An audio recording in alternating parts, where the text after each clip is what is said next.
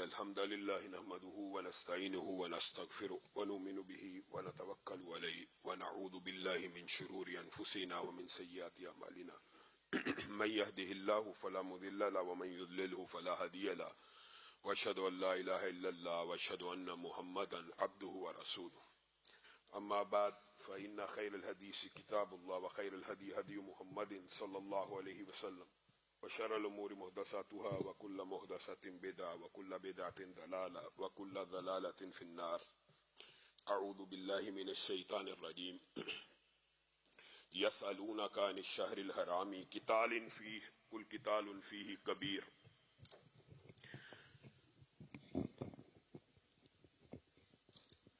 ہر قسم کی حمد و ثنا اور تعریفات اللہ مالک الملک کے لیے ہیں جو تمام کائنات کے خالق مالک اور رازق ہیں، جو اپنے بندوں پر بے شمار انعامات کرنے والے ہیں، جو ہمیشہ سے ہیں اور ہمیشہ ہی رہیں گے، نہ جن کی ذات میں کوئی شریک ہے نہ جن کی صفات میں کوئی شریک ہے۔ حمد و ثنا کے بعد لاکھوں کروڑوں درود و سلام ہو اس ہستی اقدس و مقدس پر کہ جن کا نام نامی اور اسم گرامی حضرت محمد رسول اللہ صلی اللہ علیہ وآلہ وسلم ہے، جنہیں تمام کائنات کا ہادی، رہنما، مقتدا، پیشوا، رہبر، امام بنا کر بھیجا گیا، اور جن کے قلب اطہر پر اللہ رب العزت نے اپنی آخری کتاب حمید کو نازل فرمایا۔ حمد و ثنا اور درود و سلام کے بعد لاکھوں رحمتیں ہوں آپ کے صحابہ پر، تابعین پر، تبا تابعین پر، امت کے ادیبوں پر، واعظین پر، شہیدوں پر، مبلغین پر، مفسرین پر، کہ جن کی وجہ سے اسلام ٹھیک اور مکمل حالت میں ہم تک پہنچا۔ معزز سامعین گرامی قدر، سیرت النبی کے اندر نبی کریم صلی اللہ علیہ وسلم کی مدنی زندگی کے ابتدائی حالات کو آپ کے سامنے رکھا، 2 ہجری کے بعض اہم واقعات کو آپ کے سامنے رکھا۔ آپ کے سامنے غزوہ بدر کا دیباچہ اور نبی کریم صلی اللہ علیہ وسلم کی سنت مزاحمت کا گزشتہ خطبے میں ذکر کیا۔ آپ حیران رہ جائیں گے، قوموں کی تاریخ کے اندر یا مذاہب کی تاریخ کے اندر 8 سال کا مختصر وقت، 2 ہجری سے 10 ہجری تک کا یہ جو مختصر سا وقت ہے، یہ قوموں کی زندگی میں کوئی لمبا وقت یا مدت نہیں مانی جاتی، لیکن ان 8 سالوں میں رسول اللہ صلی اللہ علیہ وسلم نے جہاد اور قتال کے ذریعے، سنت مزاحمت کے ذریعے، غزوہ اور سرایا کے ذریعے ایک انقلابی کیفیت کو بپا کیا، یہاں تک کہ ان 8 برسوں کے اندر وہ مسلمان جو گنتی میں تھے لاکھوں کی تعداد میں پہنچ گئے، لاکھوں کی تعداد میں ان 8 سال کے اندر پہنچے۔ اور یہ ایک اللہ کی مدد بھی ہے، اور ایک رہتی دنیا تک امت کو کچھ سبق بھی سکھلانے مقصود تھے۔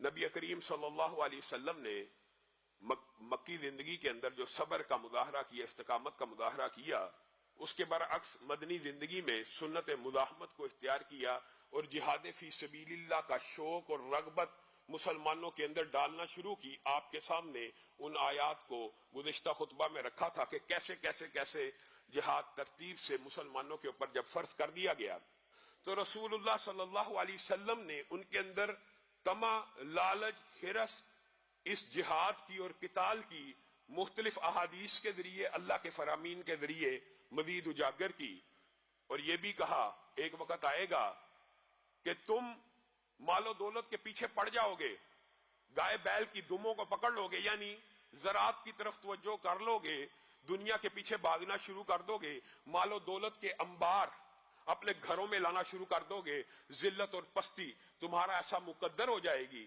تمہارے نصیبے میں آ جائے گی کہ جب تک تم اپنے دین کے اوپر واپس نہیں آؤ گے تم کبھی عروج نہیں پاؤ گے۔ آج مسلمان انہی حالات کا شکار ہیں۔ وہ دین میں واپسی کیا ہے؟ تو رسول اللہ صلی اللہ علیہ وسلم نے فرما دیا وہ جہاد فی سبیل اللہ ہے۔ بعض جگہ جہاد فی سبیل اللہ کو دین بھی کہا گیا، اور دین میں واپسی، دین میں پورے کا پورا آ جانا، اس سے مراد بھی جہاد فی سبیل اللہ بعض حدیثوں میں لی گئی۔ جب تک تم جہاد فی سبیل اللہ کی طرف نہیں لوٹو گے تمہاری عظمت رفتہ واپس نہیں آئے گی۔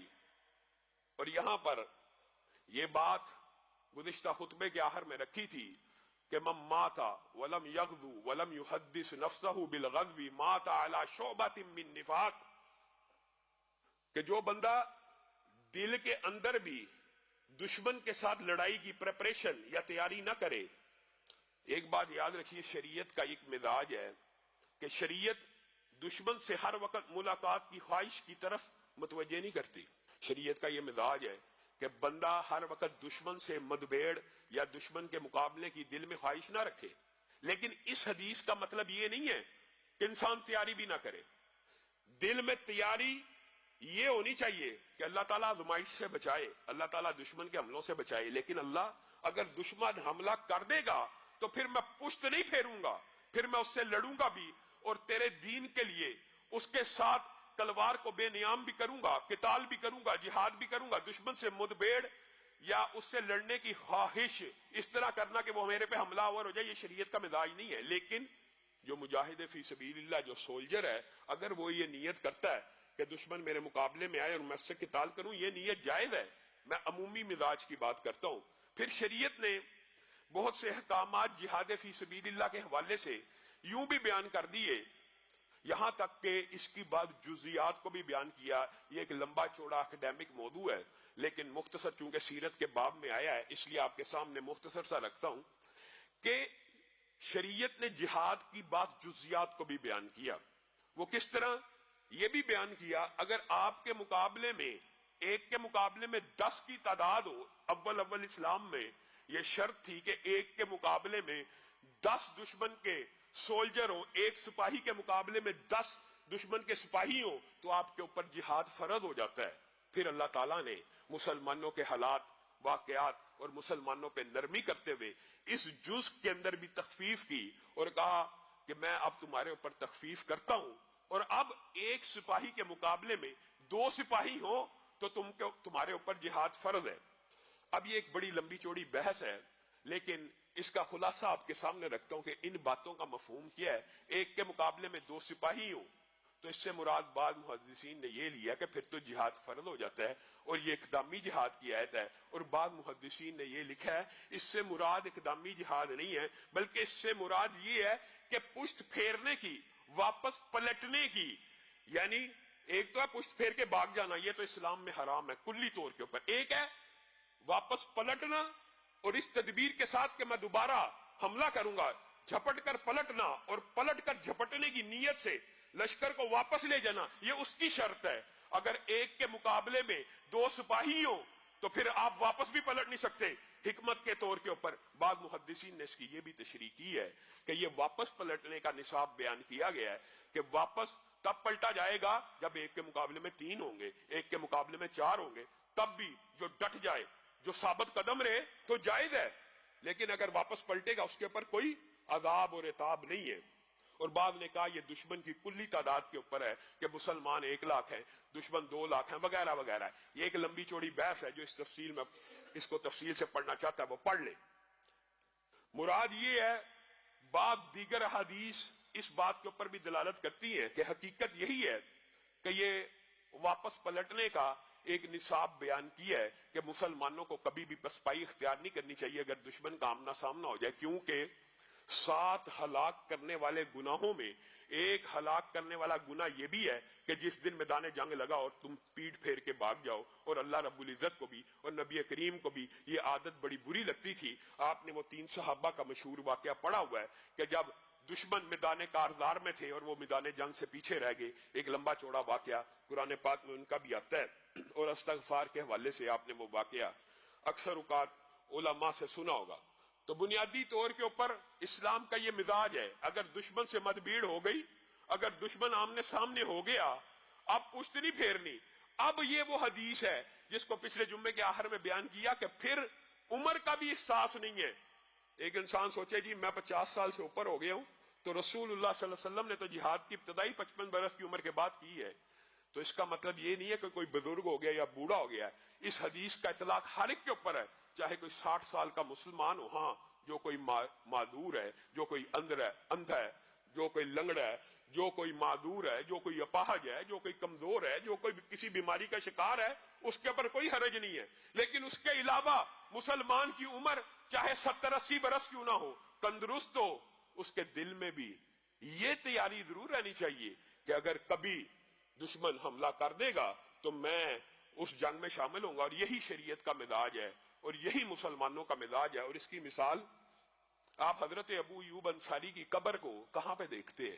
جو کوئی لوگ ترکی گئے ہیں وہ حضرت ابو ایوب انصاری کی قبر کے اوپر بھی جاتے ہیں.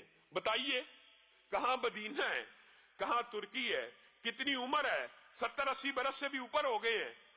قبر کہاں پہ بنی ہے؟ مجاہد فی سبیل اللہ ہیں. قسطنطنیہ کے قلعے کے نیچے قبر کو بنایا گیا اور کہا، وصیت بھی یہ کر کے گئے تھے کہ میری قبر اس آخری مقام پہ بنانا جہاں مسلمانوں کے فتح کے گھوڑے آخری ٹاپوں کو لگائے، یعنی آخری سرحد کے اوپر. اور پھر مسلمانوں نے جب وہاں پہ قبر کو بنایا تو اعلان کیا یہ صحابی رسول کی قبر ہے.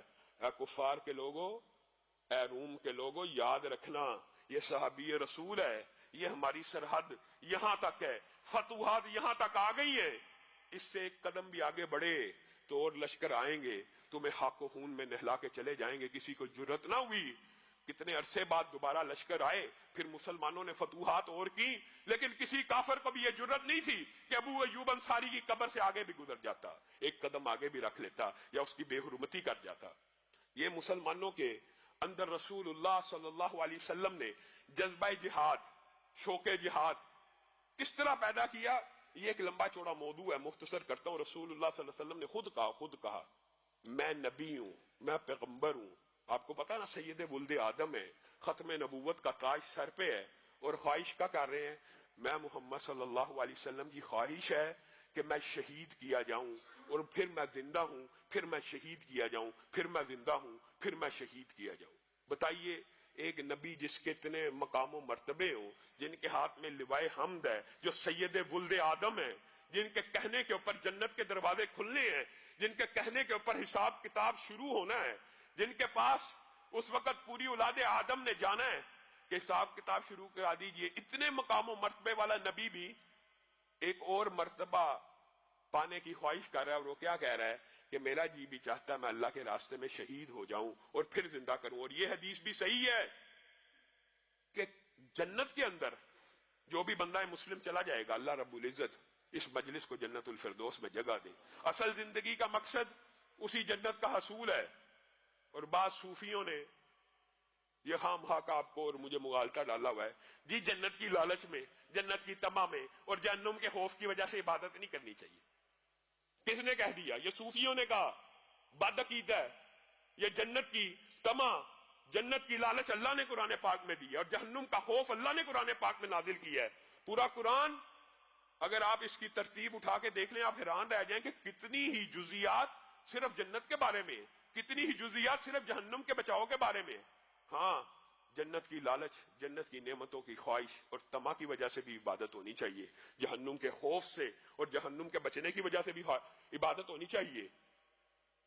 بعض صوفیوں نے اللہ معاف کرے کیا فلسفے نہیں اپنائے. ٹھیک ہے جزوی طور پہ ان کی بات بھی ٹھیک ہے کہ اللہ کی بندگی میں عبادت ہونی چاہیے، اللہ کی فرما برداری میں ہونا چاہیے، اللہ کی محبت میں ہونی چاہیے، لیکن سرے سے باقی باتوں کو فراموش کر دینا اور یہ صرف یہی بات کو عبادت کا عین قرار دے دینا، عبادت کا فرض قرار دے دینا، یہ بھی شریعت کا مطلوب و مقصود نہیں ہے.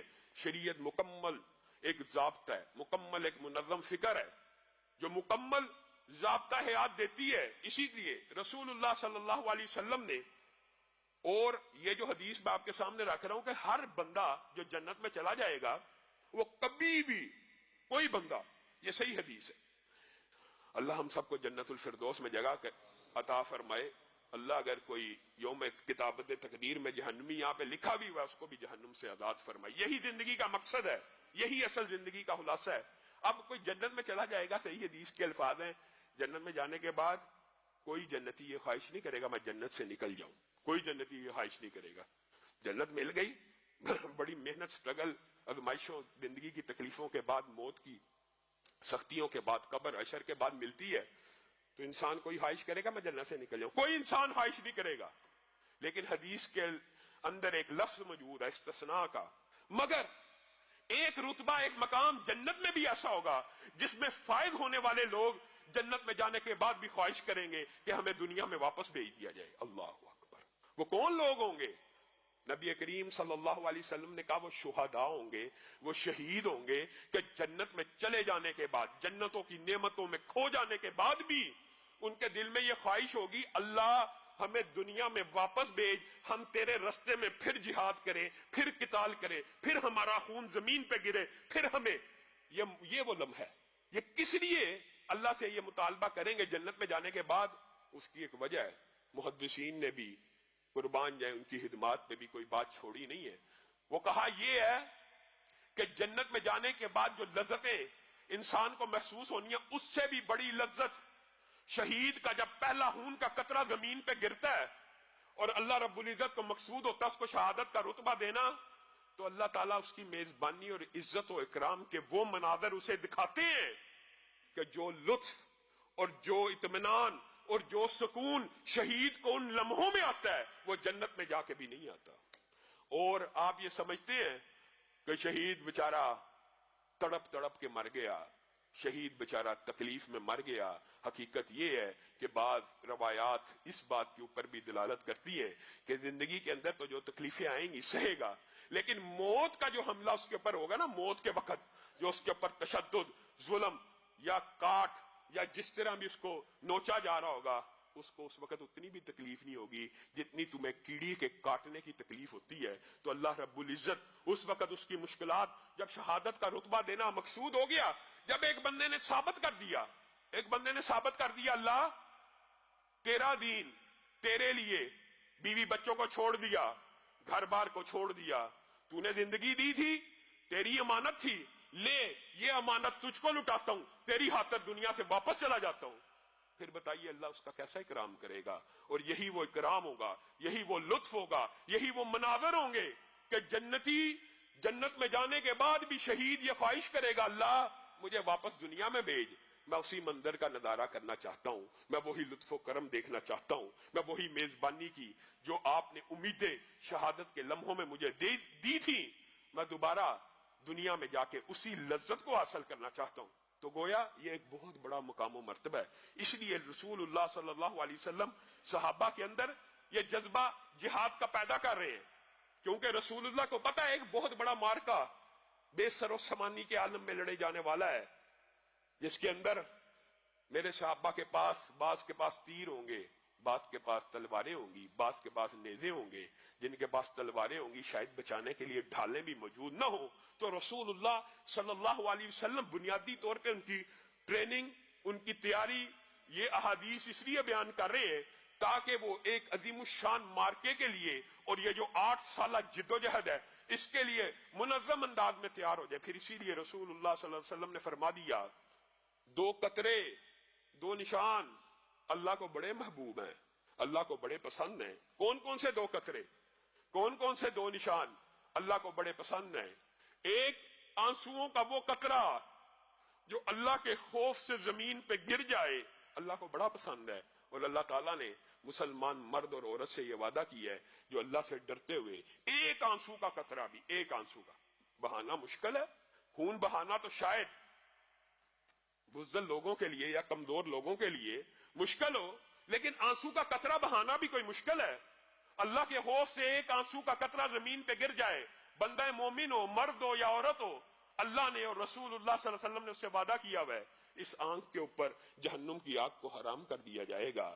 اور دوسرا قطرہ جس کا اللہ کے راستے میں جہاد فی سبیل اللہ میں زمین پہ گر جائے، وہ خون کا قطرہ زمین پہ گر گیا، ایسے قطرے والے کے صاحب کے اوپر بھی جہنم کی آگ کو حرام کر دیا گیا۔ اور 2 نشان، ان سے مراد بھی ایک جہاد فی سبیل اللہ کا نشان ہے، 2 نشان، ایک وہ نشان جو جہاد کرتے ہوئے زخم کا لگ گیا، دشمن نے تلوار چلائی، دشمن نے گولی چلائی، دشمن کے آمنے سامنے اللہ کے لیے لڑ رہا ہے، نشان لگ گیا، یہ اللہ کو نشان بڑا پسند ہے۔ اور دوسرا نشان جو فرائض کی عبادت میں بندہ مومن کو لگ جائے، سبحان اللہ، فرائض کی عبادت میں بندہ مومن کو کیا نشان لگتا ہے؟ کبھی ماتھے پہ محراب پڑ جاتا ہے، کبھی پاؤں کے اوپر چنڈی پڑ جاتی ہے، کبھی کسی جسم کے مقام کے اوپر کچھ نشان لگ جاتا ہے، کبھی ہمارے کوئی نمازی ساتھی آئے فرض نماز کے لیے رستے میں ایکسیڈنٹ ہو جاتا ہے، نشان پڑ جاتا ہے۔ وہ نشان مسجد میں نماز کے لیے رہا تھا، رستے میں حادثہ ہو گیا، یہ نشان بھی اللہ کو پسند ہے، کیونکہ فرائض کی ادائیگی میں یہ لگا ہے۔ تو حج کے لیے جا رہا ہے، عمرے کے لیے جا رہا ہے، روزہ رکھ رہا ہے، مراد یہ ہے جتنے بھی فرائض ہیں ان کے اندر پڑنے والا نشان اور جہاد فی سبیل اللہ کے اندر پڑنے والے نشان اللہ رب العزت کو بڑے محبوب ہیں، اور یہ دو قطرے بڑے محبوب ہیں۔ اور پھر رسول اللہ صلی اللہ علیہ وسلم جہاد فی سبیل اللہ کی تبلیغ کرتے ہوئے اپنے ساتھیوں کو کہتے تھے ان آنکھوں کے اوپر بھی جہنم کی آگ حرام ہے جو آنکھیں اللہ کے ذکر پہ، اللہ کے خوف پہ روتی ہیں یا سرحدوں کا پہرا دیتے ہوئے جاگتی ہیں۔ مجھے بتائیے، اللہ کے خوف میں رونا یہ ایک مستقل عبادت ہے، یہ بہت بڑی عبادت ہے، لیکن ایک بندہ صرف پہرا دے رہا ہے، ابھی جہاد بھی نہیں کیا، ابھی گولی بھی نہیں چلائی، ابھی تلوار بھی نہیں چلائی، صرف سرحد کے اوپر بیٹھا ہوا ہے، یا امیر المومنین کے یا خلیفۃ الرسول کے یا رسول اللہ صلی اللہ علیہ وسلم ہی کی حفاظت میں پہرے داری کا فریضہ سر انجام دے رہا ہے۔ اس آنکھ کے اوپر بھی اللہ رب العزت کا کیسا کرم ہے کہ جو آنکھ پہرا دیتی ہے، کس کے لیے؟ مسلمانوں کے لیے، دین کے لیے، اللہ کے لیے، اس پہرا دینے والی آنکھ کے اوپر بھی جہنم کی آگ حرام کر دی گئی ہے۔ ہم نے یہ سارے کا سارا فلسفہ، یہ سارے کا ساری ٹیچنگز، یہ سارے کے سارے اصول بھلا دیے، ہم دین سے دور چلے گئے۔ بعض اوقات ہوتا یہ ہے، سیرت کے یہ باب جب آتے ہیں، ان میں یہ جو ابواب ہیں، اس کے اندر کچھ لوگوں کو اٹریکشن محسوس نہیں ہوتی، دلچسپی محسوس نہیں ہوتی، ہر بندے کا اپنا ذوق اور مزاج ہوتا ہے، لیکن چونکہ سیرت بیان ہو رہی ہے اس لیے ہم بھی بیان کر رہے ہیں، اور آج کے دور میں یہ بیان کرنا سب سے زیادہ مشکل بات ہے کہ جس دور میں جہاد فی سبیل اللہ کو ایک گالی بنا کر اور جہاد فی سبیل اللہ کو ایک دہشت گردی بنا کر معاشرے میں پیش کیا جائے۔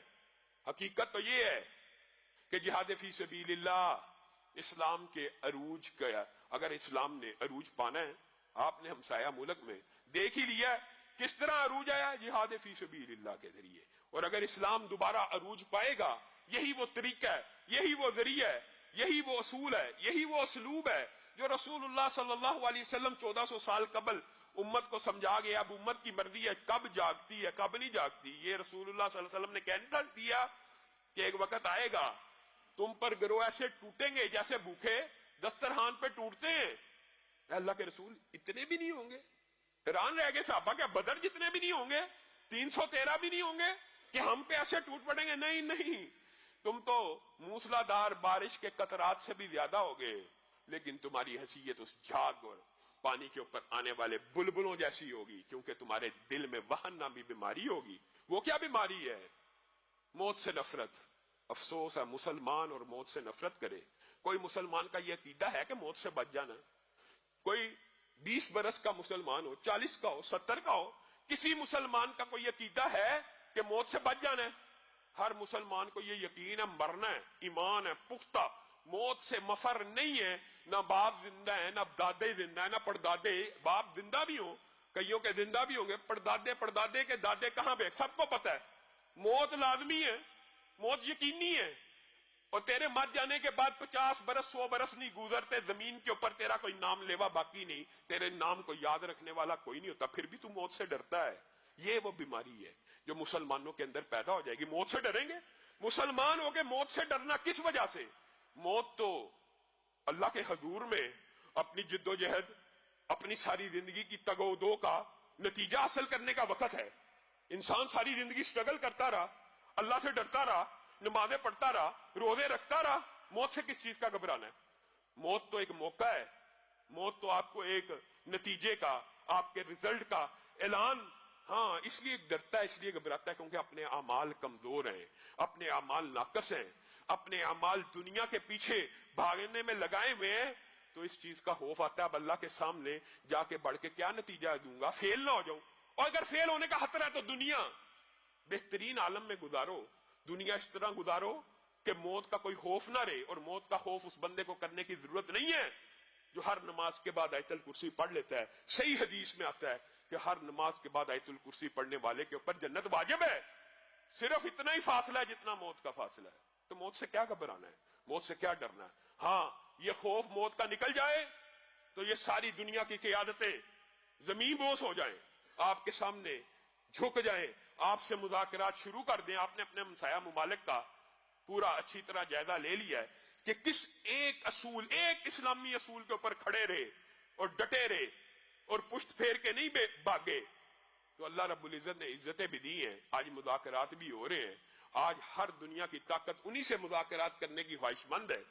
غزوہ بدر سے قبل کچھ واقعات ایسے بھی پیش آئے، یہ جو غزوہ بدر ہے یہ نہیں کہ یہ اچانک ہی مارکا پیش آ گیا، کچھ واقعات اس غزوے سے قبل بھی ایسے پیش آئے تھے جس سے یہ ظاہر ہوتا ہے کہ غزوہ کی بنیادی طور پہ ابتدا بھی کفار مکہ کی طرف سے ہوئی تھی۔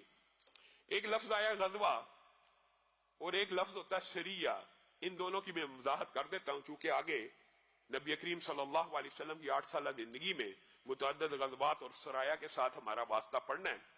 غزوہ بنیادی طور پہ اس جنگ کو کہتے ہیں، عام فہم جو عام معاشرے میں یہ بات مشہور ہے، غزوہ اس کو کہتے ہیں کہ جس میں رسول اللہ صلی اللہ علیہ وسلم شامل ہوں، اور سریہ اس کو کہتے ہیں کہ جس میں خود رسول اللہ تو شامل نہیں ہے لیکن روانہ رسول اللہ صلی اللہ علیہ وسلم نے کیا۔ تو بنیادی طور پہ یہ بات بھی کسی حد تک درست ہے، لیکن حقیقت یہ ہے کہ غزوہ اس جنگ کو کہتے ہیں کہ جس کی قیادت رسول اللہ صلی اللہ علیہ وسلم کرے۔ غزوہ اس جنگ کو کہتے ہیں کہ جس کے قیادت بھی رسول اللہ کرے، خود بھی موجود ہوں اور اس کے قائد اور رہنما اور سپہ سالار بھی خود ہوں۔ اور سریہ اس جنگ کو کہتے ہیں کہ جو رسول اللہ صلی اللہ علیہ وسلم نے کسی صحابی کی قیادت میں روانہ کی ہو۔ اب ایک بات یہاں پہ ہمارے معاشرے میں مشہور ہے، بات آئی ہے تو اس کی بھی وضاحت کر دیتا ہوں کہ یہ جو ہندوستان کی جنگ ہے اس کو رسول اللہ صلی اللہ علیہ وسلم نے غزوہ کیوں قرار دیا؟ یہ اس کو ایک اعزاز دیا، یہ اس کو ایک سند بخشی کہ جس طرح کفار مکہ کا، قریش مکہ کا شرک تھا، بدعت تھا، بتوں کی پرستش تھی، نہایت برے حالات تھے۔ یہ سارے کا سارا موضوع آپ کے سامنے پچھلے سے ویوستھا جمعے میں رکھا تھا کہ وجہ کیا جنگوں کی، وجہ کیا تلواریں بے نیام کرنے کی، وجہ صرف عقیدہ توحید تھا، وجہ توحید الوہیت تھی، عبادت کے اندر غیر اللہ کا شرک کرنا تھا۔ تو اللہ کے رسول نے رہتی دنیا تک اور امت کو یہ اعزاز اور سند دی کہ اسی طرح کا شرک دنیا میں ایک بستی ہے ہندوستان نامی، جہاں پہ اسی طرح بتوں کی عبادت ہوتی ہے۔ جو کوئی بھی اس جنگ میں شامل ہوگا، جو کوئی بھی میری امت کا شخص اس جنگ میں شامل ہوگا، وہ سمجھ لے وہ جنگ یا سریہ میں شامل نہیں ہے بلکہ غزوہ میں شامل ہے کہ میں رسول اللہ صلی اللہ علیہ وسلم نے اس کی قیادت کی ابتدا کر دی ہے، اور اس کی قیادت کی ابتدا میں رسول اللہ صلی اللہ علیہ وسلم نے قریش مکہ کے بتوں کو خانہ کعبہ سے گرا کے کر دی ہے۔ آج کے بعد قیامت تک ہندوستان کے اوپر جو بت شکن ہوگا، وہاں پہ جا کے بت گرائے گا، اس کو میں اعزاز دیتا ہوں کہ وہ غزوے میں شامل ہوگا، سریے میں شامل نہیں ہوگا۔ اور یہاں پہ یہ بات سمجھ لینے کی ضرورت ہے کہ کیا غزوہ ہند ایک جنگ ہے؟ کیا غزوہ ہند صرف ایک مارکا تھا؟ یہ بھی غلط العام ہے، یہ ابھی غزوہ ہند ہونا ہے، ابھی غزوہ ہند ایک جنگ کو نہیں کہتے۔ یہ کنسپٹ بھی کلیئر کر لیجئے۔ ہندوستان کے اوپر مسلمانوں کی وہ ہر یلغار جو شرک اور کفر کے ان بتوں کو گرانے کے لیے، اس کو تحقیق کرنے کے لیے، اعلیٰ کلمت اللہ کے لیے، اسلام کے جھنڈے کو بلند کرنے کے لیے اور اس خطے کے اوپر دین الہی کو نافذ کرنے کے لیے جتنے بھی حملے ہوں گے، جتنی بھی جنگیں ہوں گی، جتنے بھی حکمران آئے، جتنے بھی سپہ سالار آئے، ان سب کو یہ اعزاز حاصل ہے کہ وہ غزوہ ہند میں شامل ہیں۔ گویا وہ ایک جنگ نہیں ہے، وہ حملے متعدد ہوں گے، چاہے سومنات کے ہوں، چاہے غزنوی کے ہوں، چاہے بابر کے ہوں۔ آج لبرل مافیا سومنات کے یا غزنا کے جو حملے ہیں، معاذ اللہ، کہتے ہیں یہ ڈاکو آئے تھے افغانستان سے ہندوستان کا مال لوٹنے کے لیے۔ ایسے بدبخت ہیں کہ جن کو نبی کریم صلی اللہ علیہ وسلم نے یہ سند اور اعزاز دیا ہو کہ یہ حملہ آور کسی عام جنگ میں شامل نہیں ہے، یہ غزوے میں شامل ہیں، یہ بدبخت کہتے ہیں جی وہ ڈاکو تھے، جی وہ مال لوٹنے آئے تھے۔ یہ کس قسم کے لوگ ہیں؟ ان کا تو اللہ تعالیٰ ہے، ان کو ہدایت دے، ہدایت کی دعا بھی کرتے رہنا چاہیے۔ ویسے تو کئی مرتبہ انسان نا امید ہو جاتا ہے ان کے رویوں سے۔ خیر، غزوہ بدر سے پہلے بعد ایسے واقعات آئے تھے کہ جس سے یہ معلوم ہوتا ہے کہ غزوہ بدر کے اندر بھی اقدام کفار مکہ کا تھا۔ ان میں سے ایک واقعہ یہ بھی ہے کہ سعد بن معاذ، آپ کو پتہ ہے مدینہ کے بڑے صحابیوں میں سے تھے، ان کی امیہ بن خلف سے مکہ کے سردار سے بڑی دوستی تھی۔ وہ سعد جب امیہ بن خلف کے پاس گئے مکہ میں، کہا یار مجھے نہ کسی ایسے وقت میں عمرہ کروانے کی اجازت دینا جس وقت ذرا قریش مکہ سوئے ہوں، میں اطمینان سے خانہ کعبہ کے اندر عبادت کر لوں۔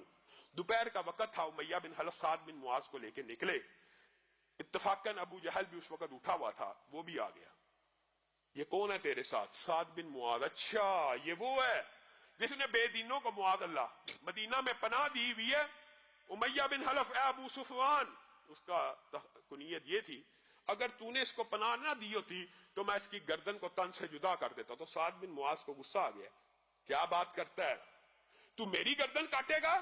तेरे जो काफले शाम की तरफ जाते हैं, कुरैश मक्का के हमारे रस्तों से होके जाते हैं, तेरा कोई काफला वहां से गुजर नहीं सकता। अगर तूने मेरे से ऊंची आवाज में भी बात की, बदतमीजी भी की। गोया अबू जहल ने उस वक्त अपने ये नीयत और इरादे का इजहार कर दिया था कि ये जो बेदीन मुआद अल्लाह जिनको वो कहता था तुमने इनको पनाह दी हुई है, हम अन करीब तुम्हारे ऊपर लश्कर कशी करेंगे। इस सारे वाक्य के अंदर उसकी ये बदनीयती, हालांकि कोई ये एक आम बात है कि अहले मक्का अहले यसरब के बारे में ये गुमान रखते थे, बल्कि उनका ये अकीदा था अहले यसरब के बारे में ये कौल इस्लाम से कबल उनके मौजूद है कि अहले यसरब अहले मदीना तुम्हारे साथ जंग करना हमें अपने आबाओ अजदाद के साथ जंग करने से भी ज्यादा बुरा है।